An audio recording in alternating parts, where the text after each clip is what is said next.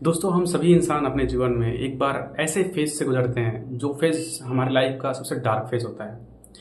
उस टाइम को आप अपने जीवन में कभी नहीं भुला पाते हो। वो जब भी आप उस चीज़ को सोचते हो तो आपके अंदर से आपकी जो रूह है वो काँप जाती है।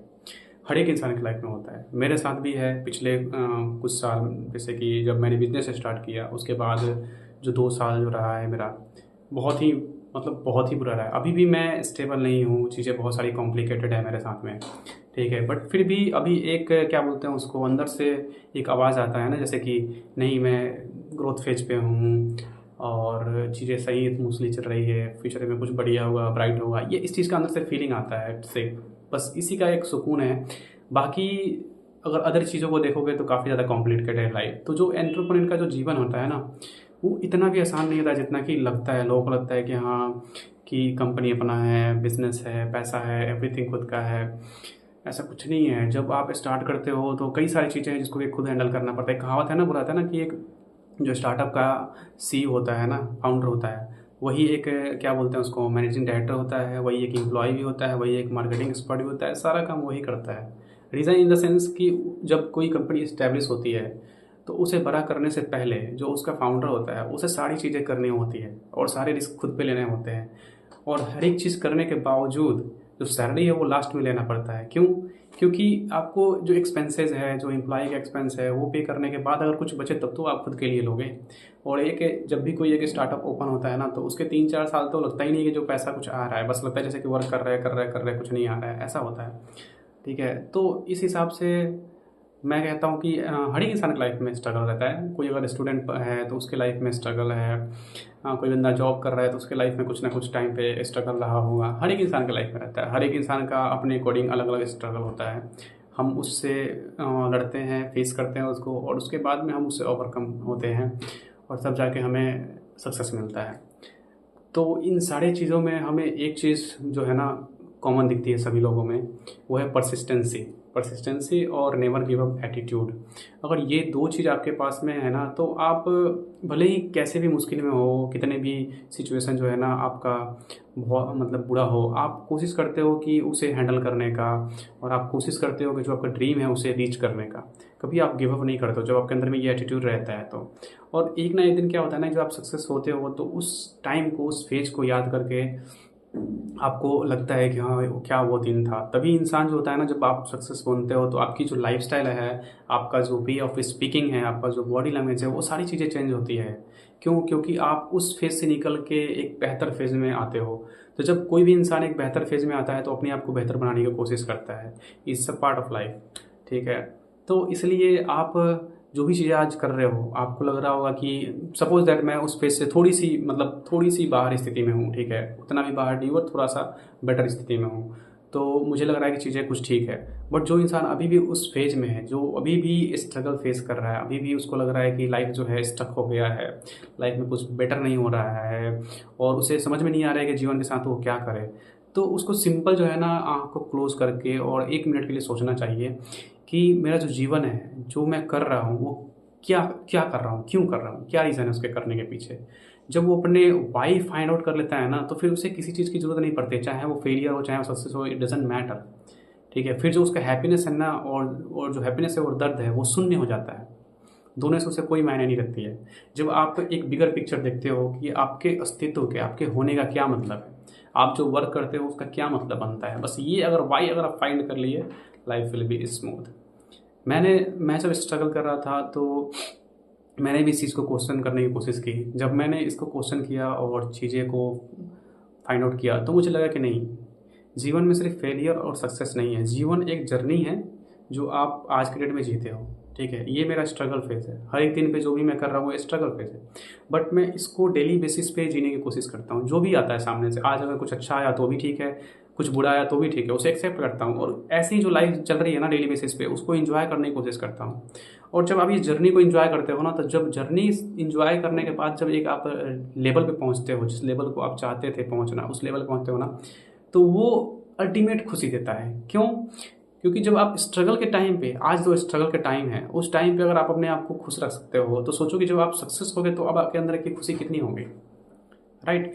और जब आप स्ट्रगल के टाइम पे अपने माइंड को कंट्रोल करके और अपने आप को खुश कर पाओगे ना, तो जो सक्सेस है ना वो और भी आपके नज़दीक आती चली जाएगी। रीज़न ये होता है ना कि हम जैसा सोचते हैं ना, हमें इन्वायरमेंट वैसा ही चीज़ों को सामने रखता है।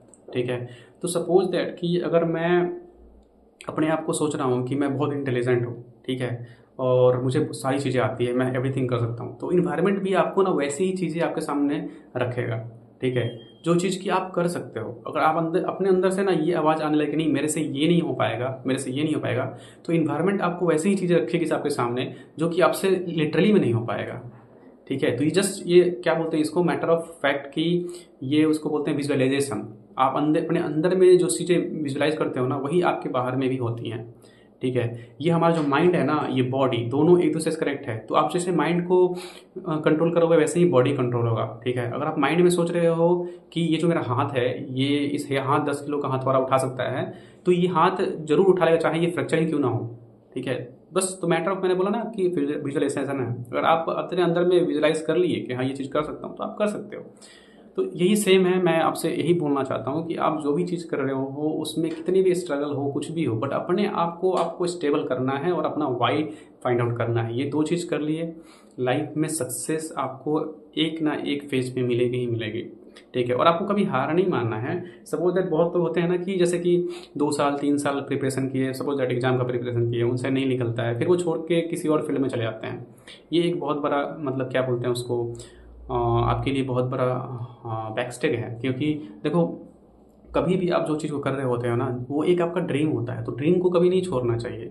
आप उसी फील्ड में कुछ ना कुछ करते रहो, कुछ ना कुछ करते रहो, आपको सक्सेस मिल जाएगा। ये ज़रूरी नहीं है कि सपोज दैट कि मैं कंपटीशन की तैयारी कर रहा हूँ तो मेरा जो ड्रीम है वो गवर्नमेंट जॉब पाना है, मुझे आईपीएस बनना है।